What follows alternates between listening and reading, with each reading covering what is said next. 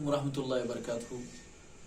Doctor बच्चों अस्सलाम किराम बस फारूक शाहीन तुम उस्ताद आज बे टर्म्स तह ब्रोह आमुत हेत आज करो बाउत बाउत क्या गो मलवत क्या गो बंदत क्या गो ژھٹت क्या गो। बाउत अत वन अंग्रेजी पे एडजेक्टिव या उर्दू पे सिफत वन। बाउत गो सह लफ्ज युस कुन नावतिक सिफत बयान कर। नावत गो वर्ब नावत गो नाउन इसम नाव कुन जाय हुंद नाव कुन चीजुक नाव कुन शख्स नाव गो तिमन हंद कर सिफत बयान। मसलन चारच कांगर यानी कांगर मगर कति चारच गो चारच कांगर तथ खसूसियत सह बड़ असल कांगर आसान तवे वन चारच कांगर हेको बे कुन जाय हज वनित मगर सह कांगर तिस की चारच। इथे पे वजुल ऊंट ऊंट हेक न्यूल तसित खाम तसित मगर यह वजुल ऊंट अत सिफत यह वजुल। कशुर वाजवान वाजवान वारिया किस्मिक मगर यह कशुर वाजवान ये कशुर वाजवान जिक्र करान यह खास बनान गो यह सिफत यह बड़ मेचर आसान। ब्या मिलवुत गो प्रिपोजिशन।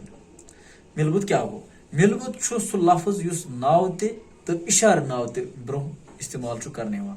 नावत गो नावन यानी इसम बदल नाव बदल तो इशार नावत गो एडवर्ब बदल इस इमिच खूबी बढ़ावान तम बदल तम ब्रोह यह इस्तेमाल करना। अम सत दोन जुमल हिस्सन पान वन रल गसान यानी यह दोन जुमलन पान वन रलावान। या नावतिच तो इशार नावतिच आशनाई ते नन नेरान गो अम सत वुचान कि यह नावत या इशार नावत नावन या एडवर्ब तमिच आशनाई सम कुन जुमलस में इस्तेमाल करो अत नन नेरान। मिसाल दमो किताब मेजस पे यानी किताब मेजस सत रिश्त मगर अत ननान यह पेट यह तल यह अंद कन यह नजदीक गो यत हत पेट किताब मेजस तल यत हत तल किताब कत जाए यानी किताब हज पोजिशन कत किताब मेजस लरि गो यत हत किताब ब्या पोजिशन यह किताब कत जाए गो यह लरि लफ्ज पेट लफ्ज या तल लफ्ज यह मिलवुत प्रपोजिशन वनो। ब्या टर्म बंदुत अत अंग्रेजी पे कंजक्शन वन सह लफ्ज युस दोन लफ्जन जुमलन या जुमल छलन पान वन वाटि तथ बंदुत वनान। गो सह लफ्ज इस दोन जुमलन मज यी तो तम वाट या जुमलस मज यी तो सह वाट कह लफ्ज तो सह वाट तथ पान यानी तथ बेहतरीन मानी दी मानी बनाए सह तथ बंदुत वनान। मिसाल दम मे हेत कोट तो पतलून गो यह यह कोट तो अत जुमलस मज यमन वाट दिवान। इथे कन ब्या जुमल लद्दाख थजरस पे अगर वनो लद्दाख थजरस पे यह बा मानी बनान की यह खूबसूरत बनान की ये सात इस्तेमाल करान तम सात पूर कत समझ लद्दाख थजरस गो तो अम बंदुत अत वन कंजक्शन। ब्या टर्म ژھٹت अत वनो इंटरजेक्शन इंग्लिश पे।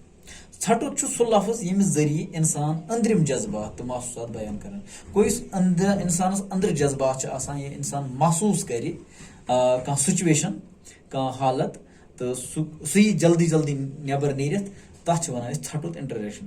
अलग अस जून गो यम सात जेनान तम सात पान पान अंदर आवाज नेरान सह लफ्ज नेरान सह गो अलग। इथे कन अफसोस सह आव न वापस अफसोसुक इजहार यम सात मूड इंसान पान पान ठीक खराब गसान तो यम सात अफसोसुक इजहार करान गो अंदरिम जज्बे सैनिस बुथिस पे। इथे कन वाह कोता नंदबोन पोश यम सात वाह वनान सैनिस वठन पे असन फेरान एक्साइटेड महसूस करान। गो टाठो बचो मे कर आज कह टर्म बावुत मिलवुत बंदुत तो ژھٹت तह ब्रोह पेश। उम्मीद कि यह ग्रामर लगा जरूरत सैनिस सिलेबस मे उम्मीद कि तुम यह समझ आमुत। अगर तुम मेन वीडियो पसंद तुम करो यह सब्सक्राइब तो बेल आइकन दबाजो ताकि तुम ताज़ वीडियो दिव इजाज़त। अस्सलाम वालेकुम।